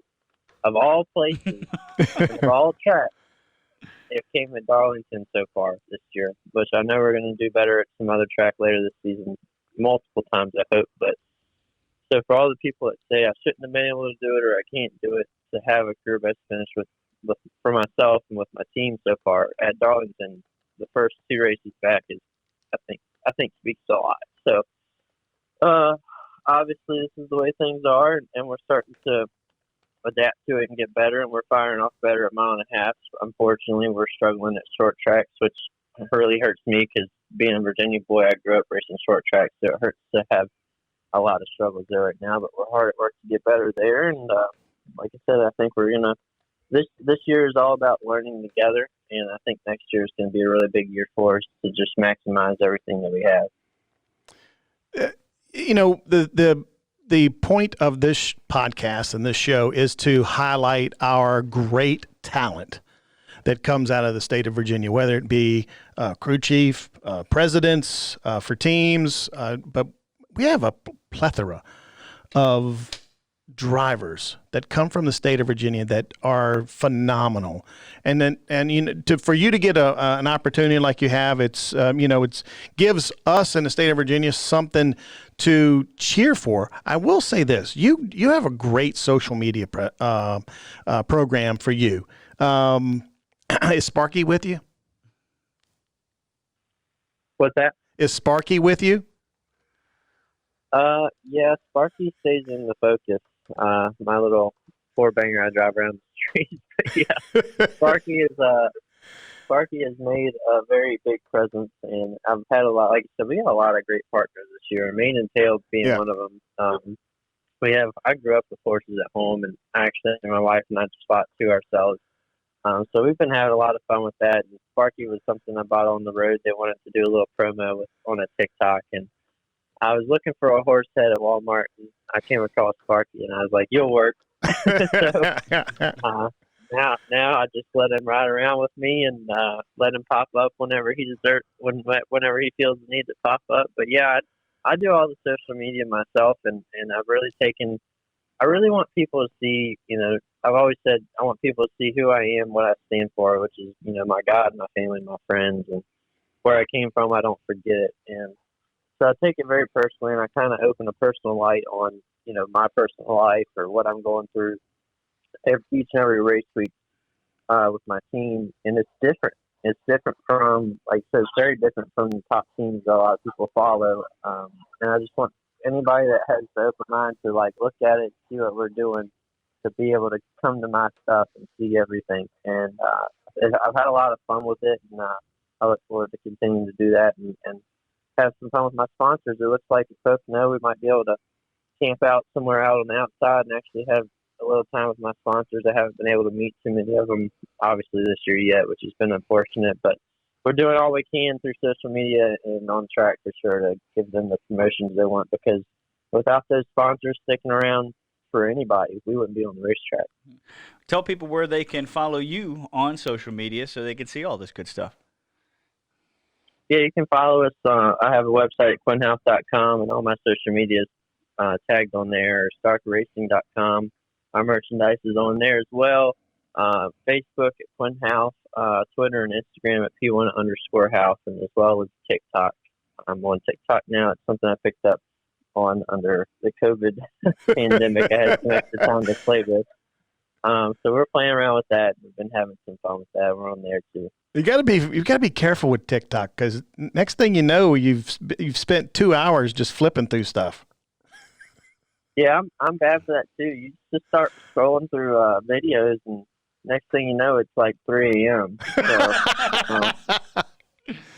but no, it's you'd be surprised if there's 15, 60-second videos how long one takes to make. Yep. And I've been in depth with some of my videos, making it for some of our sponsors, kind of almost like a commercial. And I've kind of been unfortunate they haven't taken off, and then the ones that took like 3 seconds to make take off. Yep. So I don't really know the magic behind it, but it's been kind of fun to learn with. It seems like just sitting there and doing nothing gets a lot of likes. Oh yeah, it's amazing how furious you can get when the video that you took hours on flops, and the one thing that you're like just threw up on a whim. It's like, oh, everybody likes this. What am I doing?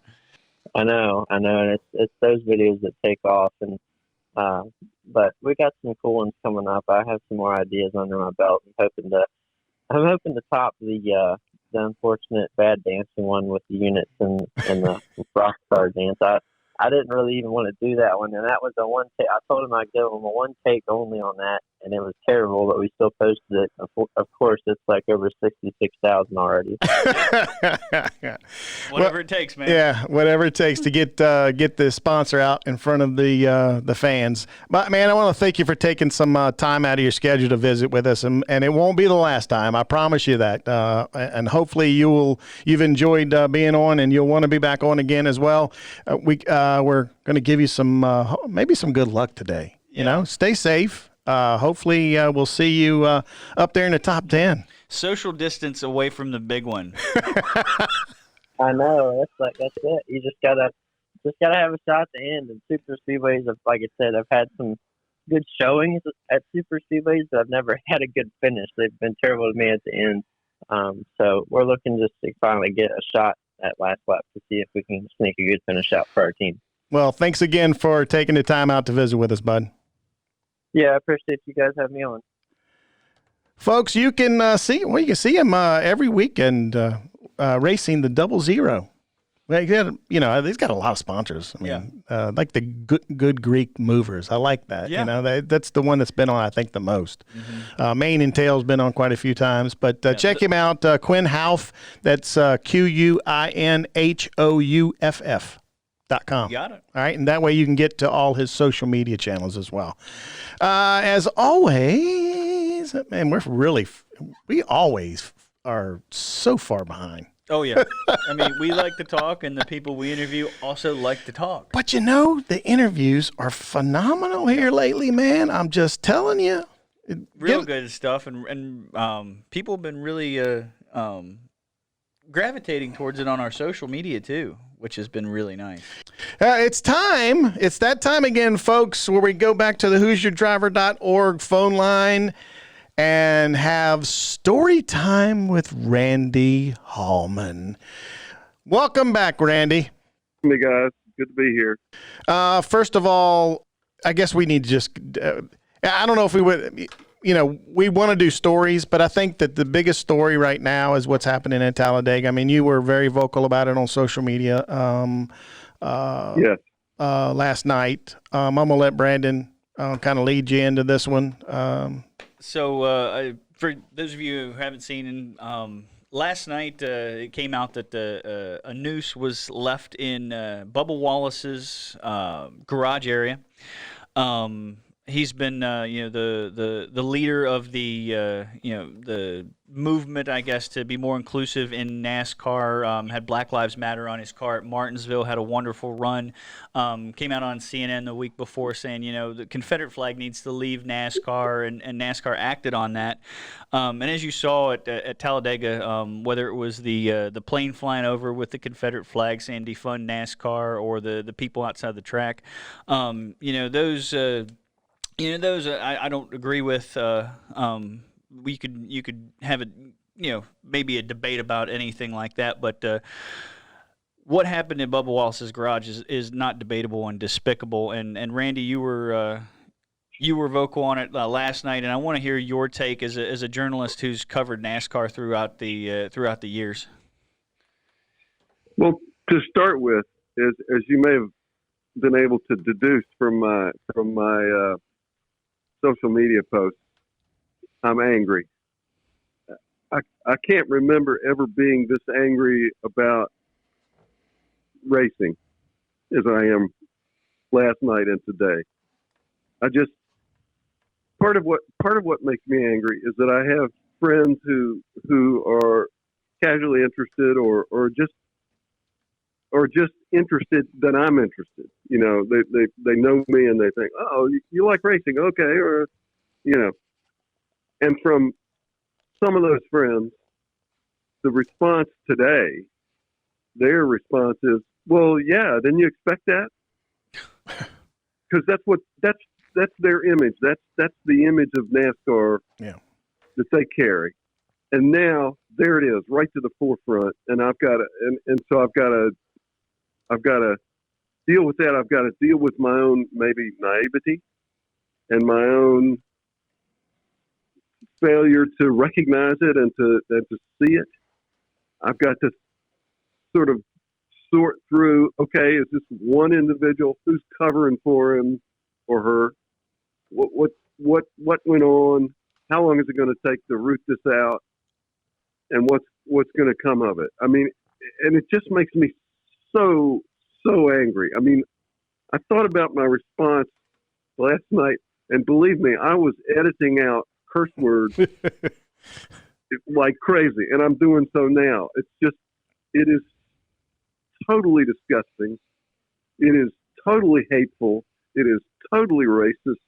There is no room for it in that garage or any garage or anywhere else. No. It's just awful, and it makes me angry in every possible way. I hate it. And I'm gonna go a step further, man.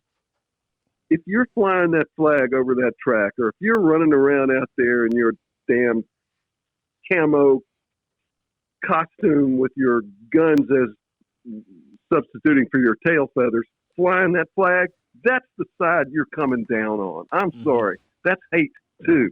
That flag means hate in 2020. And if you don't see it, you're stupid. Yeah, I couldn't agree with you more. I don't know. I posted on Facebook. I mean, it's a first and foremost, it was a sign of treason against the United States, and it was used against people during integration. That was the symbol.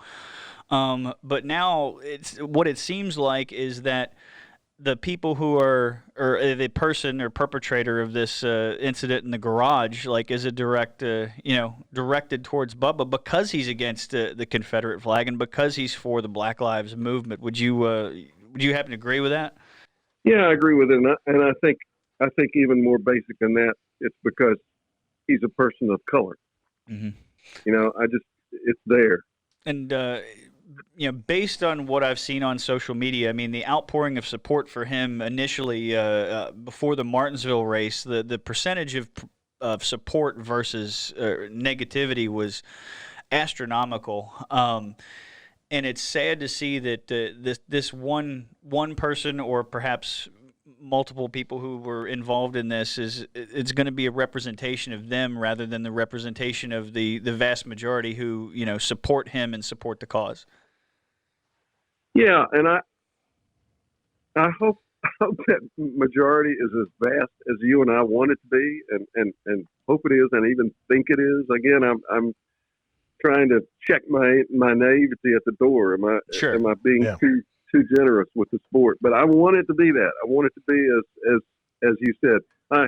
Unfortunately, part of what I've been doing today and other times, every now and then I'll just sit down and spend a half an hour blocking people from my social media feed because I don't want to. There's no point in engaging in a debate with them. I just gotta stop them. I don't want to see that crap. But I want every driver and every owner and every engineer and every tire changer and every tire carrier and everybody who holds the stick that puts the cup on the end of it for the driver to drink. I want them all to be on the record. I want every single one of them on the record as supporting Bubba and condemning what happened in that garage. It just needs to be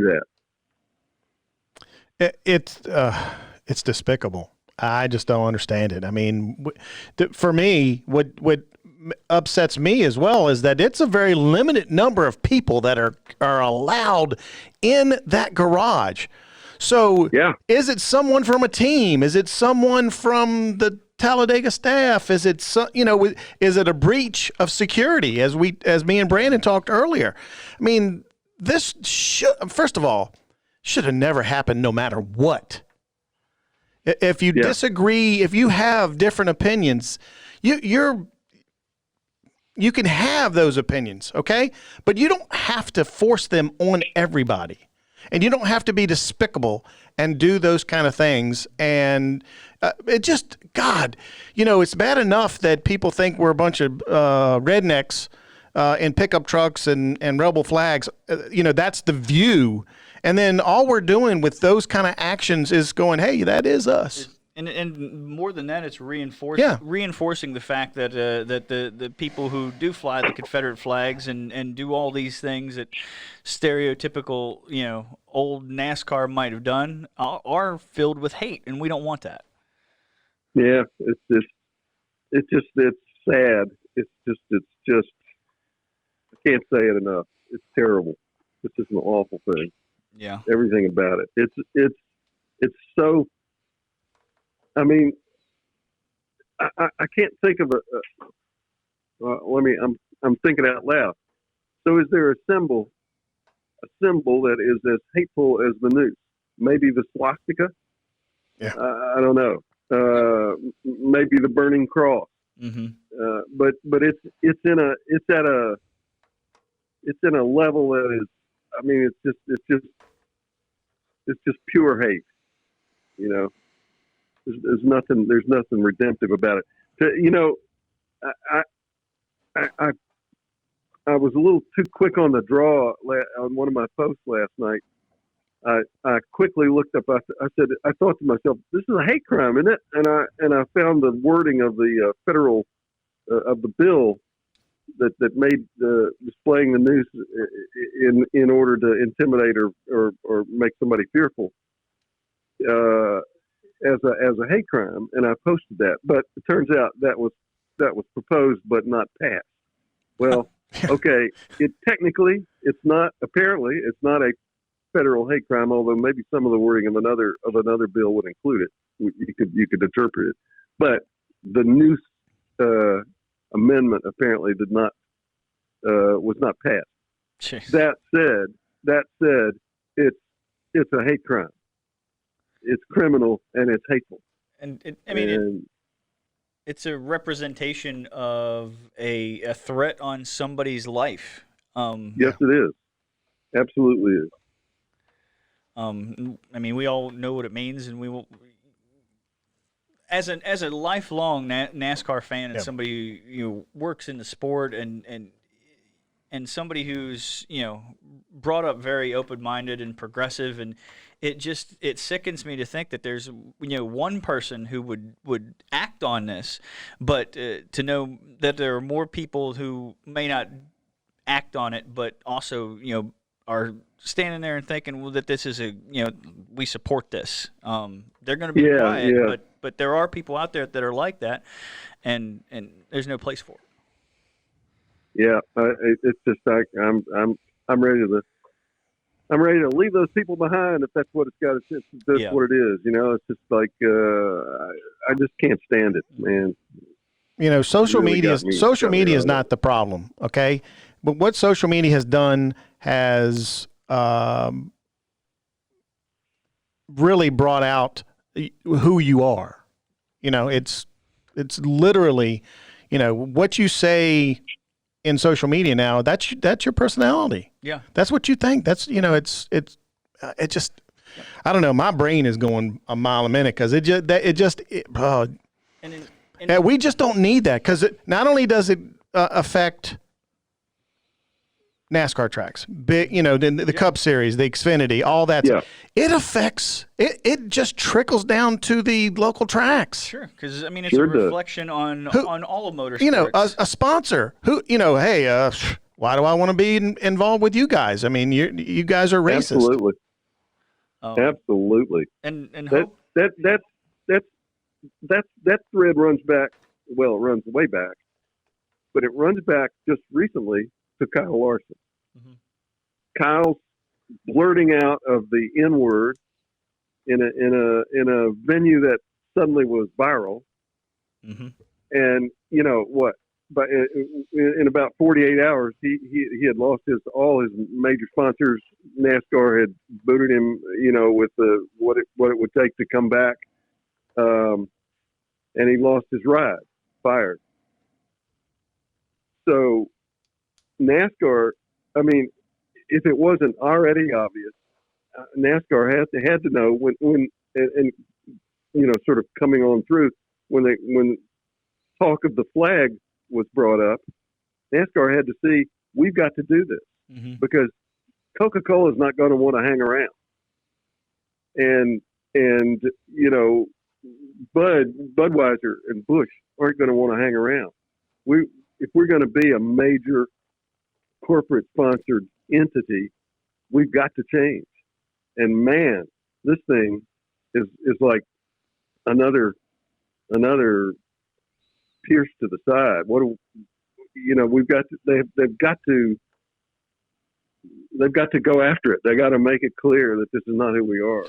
You've got to. And oftentimes it is the sponsorship and the money that's paying the bills that dictates what you do. But I commend them for being, as soon as Bubba came out and made his voice known on the issue of the Confederate flag and others, they supported him 100% and took action. Yes, they did. They did. Right. I hope, speaking of corporate money, it came out last week that a lot of new sponsors and faces were potentially going to put their name on Bubba's car and RPM, and that team needs it, and that's what the sport needs. So hopefully this doesn't dissuade them.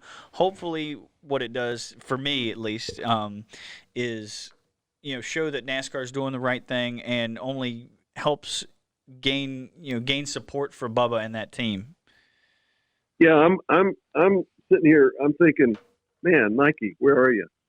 This is your thing, mm-hmm. and get in there, and you can have a fully funded top tier team for $30 million, which is pocket change for Nike. Let's do it. Put it out there, and let's see exactly what this team can do with the full package. Yeah, that is just some of the good that can come out of this, and as we've seen in recent weeks, the bad and despicable. There's a lot of good that's coming out of these terrible situations, and I hope this is this awful thing can be one of those. I do too. I'm just hearing you say that kind of lifts my spirits a little bit. I need it, man. It's like, okay, maybe this can be turned into the another step, and a big one, a stride in the right direction. I hope so. Yeah, I couldn't agree with you more. I just You know, everybody goes, well, social media is bad. Social media has just exposed your views, your thoughts, who you are. It exposes who you are. Yeah. You know, in dealing with social for so long, you know, what I've seen is social media is a reflection of who you are when you don't have anybody to hold you accountable. Right. Yeah, it's. I'm afraid it's the coward's way in a lot of instances, and yeah. I mean, we see it a lot in short track racing. I mean, it's the keyboard warriors. They think they know how to run a racetrack. They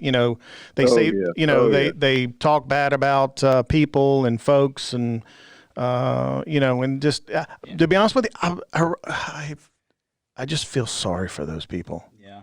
If you go on and type hate and bitterness and anything else, what does that say about your life? That you would take that, a couple of minutes to just spew hate and divisiveness and everything else.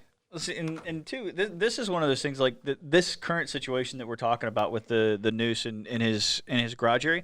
That was not on social media. That was real. That was something that happened for real.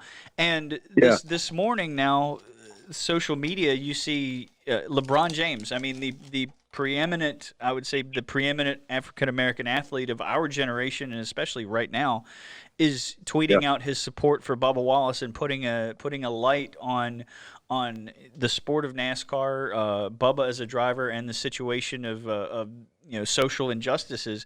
And that's some of the positive that I think could potentially come out of this, and social has something to do with that. Yeah, I was pleased to see that too. I agree. Let's hope there's more of that, and that social media can assist those who are trying to move forward. I hope it will. Yeah. Well, it's not the story we wanted to hear from Randy Hallman, but when we saw the response that you had last night, we thought it was an appropriate topic that we should bring up and let you give your thoughts on it. I very much appreciate it. I'm not sure I could have talked about anything else. And next week we'll go to a happy story. Yeah, I mean, let's hope so. Let's hope so. Yeah. One of the things that has happened here is that, here and on the Racing Virginia column and especially in the Times-Dispatch, I've found myself not able to get to the racing. I've done it more in the Racing Virginia column because I had some interviews sort of stacked up waiting to be used. But I have fun writing about racing, watching it, thinking about it as racing and the tactics and the skill and so on and so on. But I can't write about that. Yeah. Not when all this stuff is going on. And I can't. How can I not write about the noose in this week's column in the Times-Dispatch? I mean, come on. Gee. In your column that's on Racing Virginia, you had the opportunity to talk to my boss, Bill Sawyer, about his Bill's so smart. Closing for the whole 2020 season. I will tell you, as of this morning and yesterday afternoon, it was being shared all over the place. Well, there you go. But and I loved it. I love it that I can talk to Bill, call him, and when I see him, and in better times, we would see each other every now and then. And I know that he's straightforward. He doesn't shy away. He doesn't duck a question. And really, I just wanted to. I started thinking about, okay, what are all the costs when you open a racetrack? And I knew that I could think of some, but I thought I don't know them all. There's no way. So Bill just fills me in, and it was great. I mean, it's like you got this, you got a long list of things you got to pay for. And if you're gonna open your racetrack with no fans, you're gonna lose money, and you can lose a lot of money. So it was fascinating to me to talk to him, and I think that track out there in that beautiful countryside, great drive down 17 to Jamaica, is different from a track that can have concerts or conferences or has a road course where even now with all the restrictions we have, people can pay a bunch of money to come, run their sports cars around the road course. That track can stay open. That track can open. You can maybe make it enough money in your back gate from all your competitors who want to go out there and race a little bit to break even. Much harder for a track that's just a racetrack. And by the way, a dirt track, which requires a ton of maintenance just to keep the surface going. It's a different beast. So I think Bill's done what makes sense. I know he has. He knows what he's doing. There's nobody. There isn't a promoter anywhere who knows more about the business and how to run it. So yeah, it was a great interview, and I think it turned out to be a pretty good column. Yeah, we're going to have him on here in just a few minutes. Okay. And tell him I said hello, and I look forward to seeing him in person one day. I will. You would. No, you probably wouldn't be amazed, but there's been some mixed reaction. I mean, there's people that are upset that Bill is closed for the whole year, and they think that we find every reason that we can't, that is out there to not race. But people don't realize we are in a we're in a very tough location. And most of our drivers drive a minimum of an hour, and that's if you're from Mechanicsville. And if you're from up there near Potomac Speedway and you race up there, you're talking about an hour and a half. A good chunk of our drivers come from Chesapeake. That's an hour and a half, 2 hours, depending on traffic. There's a lot of guys that come off the mountain, especially in the pro late model division. They drive 3.5 hours one way to come race with us. So a lot of times we have to make a decision, on the weather. And sometimes, a couple times we have been wrong and it was sunny and we get sick to our stomach with that, but we have to make a decision way earlier than anybody else. If we were, say, up on 95 a little and we were a little bit closer, then maybe we hold off a little bit. But, we are so dedicated to our drivers and our fans and not making them want to come out and waste gas and fuel and their time and for nothing. You come to the racetrack and it rains. Sure. Well, we have all the normal stuff as far as weather apps, okay? But we spend $1,700 on a weather service now. $1,700 a year. That's already been paid. So we already lost that money. But we want to make sure that we make the right calls. And it's a business decision. I don't see our state allowing large groups anytime soon. I don't know. It's my feeling. I've told Brandon that. I hope it's different. But here we are. We're in the late stages of June, almost July. For our season, we end really the first week of September, second week of September. We're well over half past our season, and people don't understand the cost. And we're going to talk to Bill about it. And it was in your column, but competitor insurance, people don't understand how much that is. That's a lot of money. Yeah, as a race fan, predominantly, that's something that you would never think of. So, thank you for putting that out. It's definitely getting shared a lot, and it's a great column. It's Southside Speedway this week decided to cancel their whole 2020 season. And try to reboot for 2021. Hopefully this stuff will be gone. God, hope that it'll be gone. Let's hope. So I think one thing about to even suggest that Bill Sawyer is looking for a reason not to race is more than a little bit goofy. you're talking about a guy, and I put it in the column, who held a race, and it wasn't the only big purse race, but held a race, paid $50,000 to win, and a total purse of $170,000. There's no, I mean, this is a guy, this is a racetrack and a track owner and a track staff that wants to have world-class racing. Yeah, it was going to be $51,000 this year to win. That's right. Going up. And I want to tell people, and I'll tell them again in Bill's interview, we have rescheduled all our special events for 2021. There you go. Well, there you go. The dates will be announced, but we have, we're gonna host those events. Yeah. So, I want to say this. I won't say this with him on, but he doesn't have to do this. Okay, Bill Sawyer did not have to build or buy a racetrack out in the middle of nowhere and turn it into one of the top facilities in the country. He could have just retired after Richmond. Yeah, of course he could. He loves the sport. That's all. That's what it's about. So I get really passionate because I work for him. I've been there 20 years. And a lot of people, they don't realize he loves racing. If he didn't love racing, there would be no Virginia Motor Speedway.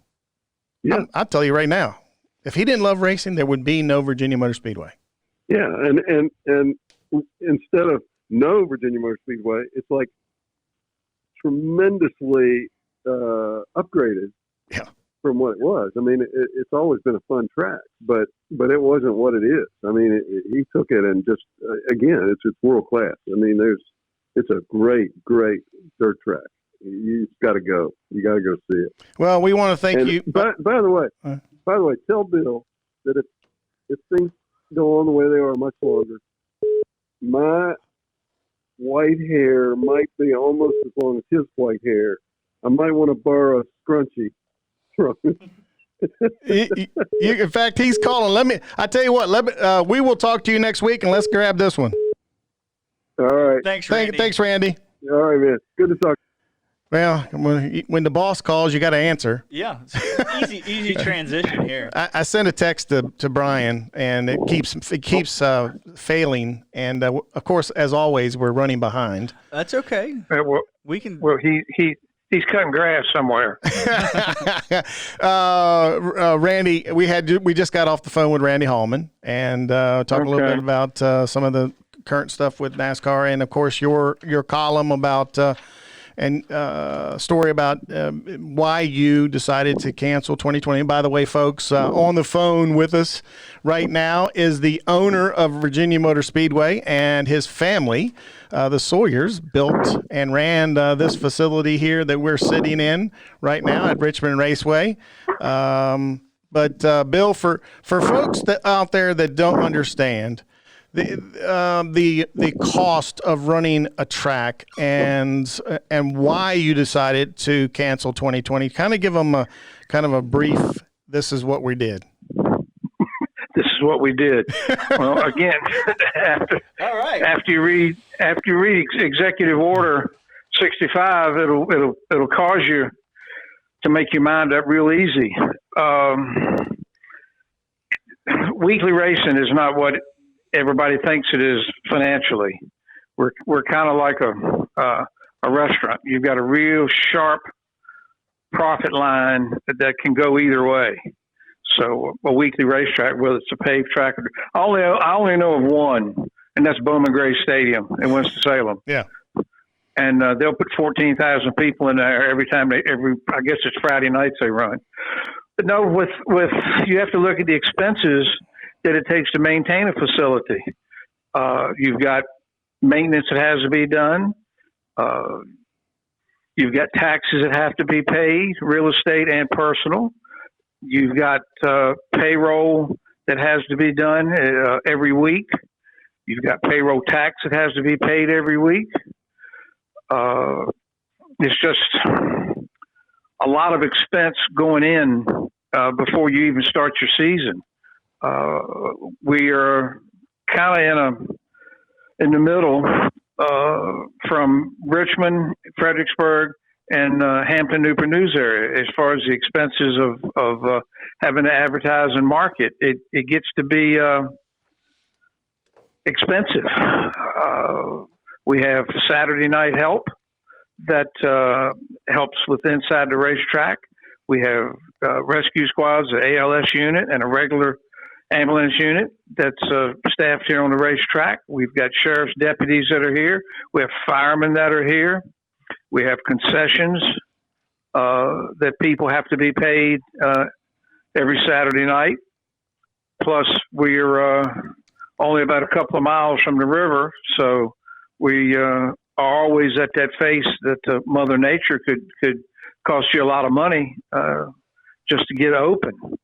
So what else can you need? What else do you have to look at in order to make you decide your mind up that it's not going to be profitable or even where near it to be able to run in 2021 with restrictions that the governor, state of Virginia, put on?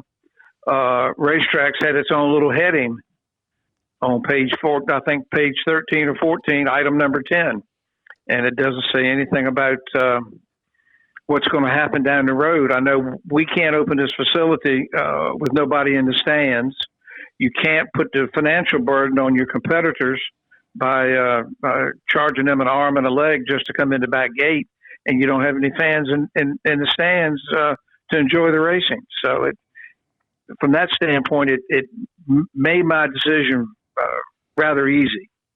And having worked for you for 20 years, this decision didn't come lightly. I mean, we sat down multiple times as a management staff and talked about this. I mean, let's be honest. 2020 was literally our best ever sponsorship sales year ever. I mean, we had people that wanted to be involved with especially our big events. And, we've got great sponsors that have been with us, some of them 18, 19, 20 years. And, you have to call them, and say, hey, this is what's going on.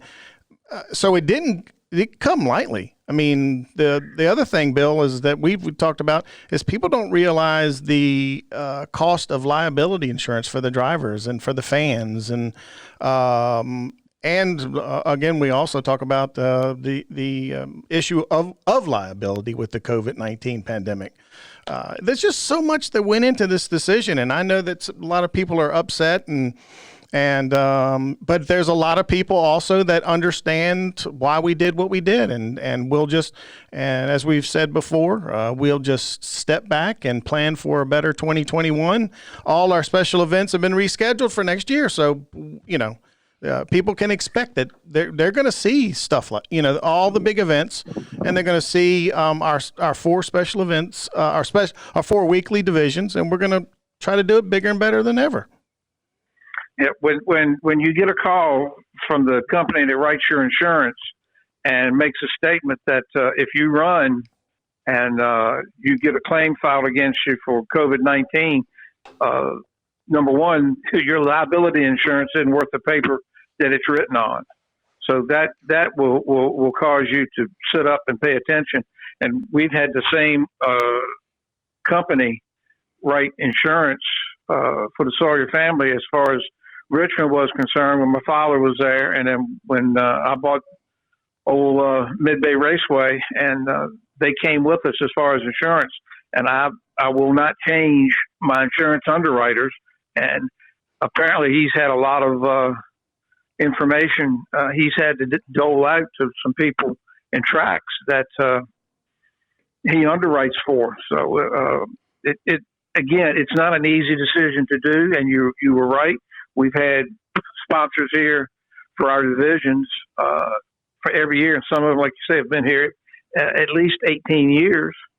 And when you wind up at the start of the season that you lose 3 of your marquee events right away, it doesn't paint a very colorful picture for you to continue. And I didn't bump my head this time when the season started, and we saw what the government was going to do and what our governor was going to do as far as restrictions on outdoor events. Looking forward, as you talked about, all your major events were moved to next year. From your perspective, do you foresee, race fans who are, deprived of racing around the state this year, really getting behind the local short tracks whenever they can operate at full capacity and, really wanting to wet their racing whistle, if you will? I'd like to think so. I mean, we're in a prime area as far as the Mid-Atlantic area is concerned. As far as weekly racing is concerned, we've got a smorgasbord of racing between Langley and VMS, up at Dominion, Potomac, Hagerstown, Winchester. I mean, there's plenty of racing all over the state, whether it's paved or dirt. And I'd like to think that next year, when hopefully we're over this nightmare, that everybody will decide, yep, now it's time for us to go back racing. And you have to look at what NASCAR had to do to get out and get open as far as their sponsor situations, their TV situations, and there's not a weekly racetrack anywhere in the country that's got a major TV deal like NASCAR does. And I'm very glad that they're able to put the package together. It might not be what everybody likes to see, but it has been some pretty good racing with no practice or qualifying, and it just shows that these people that own the teams, with everybody that they have, they've got the capability. When the car leaves the racetrack, it's pretty much set the way they're going to have to race, again, without any practice or qualifying. And racing has been fairly good. It's just a shame there's nobody in the stands. And the one thing that we've always done at the Virginia Motor Speedway, and in any situation, thunderstorms, whatever, the health and safety of our fans and our competitors and our employees is first and foremost above anything else. We want to race just as much as anybody else. We have to look at that racetrack every day. and it just makes you sick to your stomach that this pandemic, this COVID-19 pandemic came and has changed the landscape and what we can do and what we can't do. Sure. When you look at a dirt track, and I'll take ours, that tracks being prepped as early as starting Wednesday afternoons for a Saturday night race. We are pretty much stuck to that situation because it is dirt. Where a Friday or Saturday night asphalt track, if they get a little bit of rain, they can let it dry, or they can drag tires to dry it off. We can't do that. We've got to rely on some wind and sun to help dry the racetrack. If we've had a bad storm the night before or that morning, again, it makes it impossible to get the track ready. I made that mistake one time, and it'll never happen again with one of our big shows after we'd only been here a couple of years. And I had my race fan hat on instead of my promoter business hat, and I don't think we finished till like 2:30 in the morning. And that will never happen again. Well, and that's the one thing we don't want to do. I mean, because of our location, sitting up in the control suite at 10:30, if you go past 10:30 at any racetrack, the family, you can see the families get up, take their kids. They got to get home. Yep. For the majority of our fans, they're having to drive an hour. So now I'm already 11:30. So I mean, you want to get done early. I mean, our weekly shows have really sped up a lot. We're in the 9:30, 10 range at most of the time. The special events, we're working on those, and we're getting better at that. But you just don't want to race till 3, 4 in the morning. I see some of these tracks, granted it's rained and they want to wait it out and they want to try to run the track in, but then the race ends at 5 in the morning. No, you get past 11:30, 12 o'clock, you're getting past my bedtime. and two, I need to go to bed. Yeah, and two, people's over the past 10, 15 years, people's habits have changed too. Like what they view and what the younger audience views may not be what used to work in the past in terms of live events. No, I had somebody ask me. I guess it was Randy. What do you do about your volunteer help?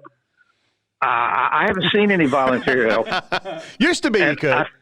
Used to be, yes. Used to be way back when my father was running 3 tracks. He could get volunteer help. You instead of paying the guy or lady, you gave them some tickets so their family could come in. There's not an individual that's here on a Saturday night that doesn't get paid. So again, just weekend expense is another reason. And it's not fair that if your help gets here and your drivers get here, a lot of our drivers have got a 4 to 5 hour tow to get to us, and you wait till 6 o'clock or 6:30 because you've had some rain. Well, we're not going to race tonight. Well, you can't send your help home without a check, and all you do is leave a bad taste in the mouth of your competitors. Well, we called and y'all said y'all were going to run, so we got on the road. Well, we don't do that. If we're going to have to cancel one, we try to cancel it early enough that we can keep them from getting on the road, our competitors, or we can get them turned around because we've probably got close to 100% cell phone information that we can call them to get them turned around. So we've had a lot of compliments on being able to do that. And with our Facebook and internet capabilities, Dave, you always can put up a news flash. We're not racing. So I think that's worked our benefit. But again, it's a tough situation for anybody with a Friday or Saturday night racetrack, particularly some of these people that rent a racetrack. And if I was the owner of somebody was renting a racetrack, you get rained out or you have to cancel. I'm sorry, you owe me this month's rent. And in today's economic climate, I don't see anybody that owns a racetrack that's leasing it to someone is going to be like Santa Claus. No, I just don't see it. Well, I just after the Hallman column that he did for Racing Virginia, it hit yesterday afternoon, and it's been shared an awful lot. I wanted people to hear from you, your voice. I know Randy did a great job in that column with you, kind of mapping out all the expenses, but I just wanted people to hear, we didn't, and I say we because I work for Virginia Motor Speedway, we didn't cancel the season because we wanted to. No. We canceled the season because we had to. It's just, there's just too many variables, too many issues that you got to deal with. Heck, I'm not going to say how much competitor insurance is, but if people knew what competitor liability insurance cost, they would understand why a half a season just doesn't make it. No, and you stop to look at what's around us. We've got 3 major theme parks, tourist attractions in Kings Dominion, Busch Gardens, and Wild Water Country that aren't open.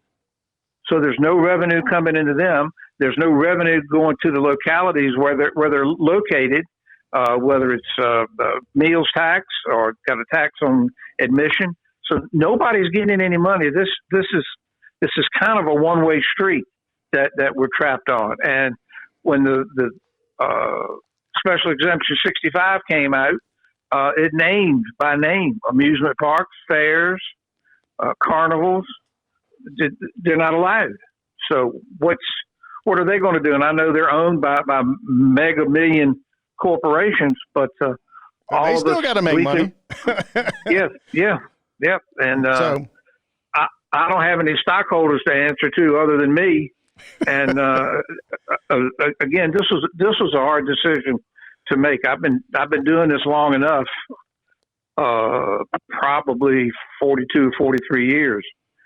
And it wasn't an easy decision to have to do for our fans, our competitors, and even the staff here at the racetrack. Y'all work very hard to get ready and map out a plan and a program of what we were going to do, and it looked very promising of what 2020 was going to bring us until COVID-19 hit, and it just threw everything into a frenzy. And you don't want to make your state politicians or local by opening up and running against state mandates, because all you're going to do is ask for trouble. And sooner or later, some of these people that have opened up and are running in defiance in other states are leaving themselves open for visits from various state agencies to come and check your facility out, or they want to check your books out. They want to check your tax returns out. And it just doesn't lead to a good business decision to try to run it, in my opinion. But they can run their racetracks the way they want to, and we're going to run this one the right way. Well, I want to thank you for taking some time out of the schedule, boss.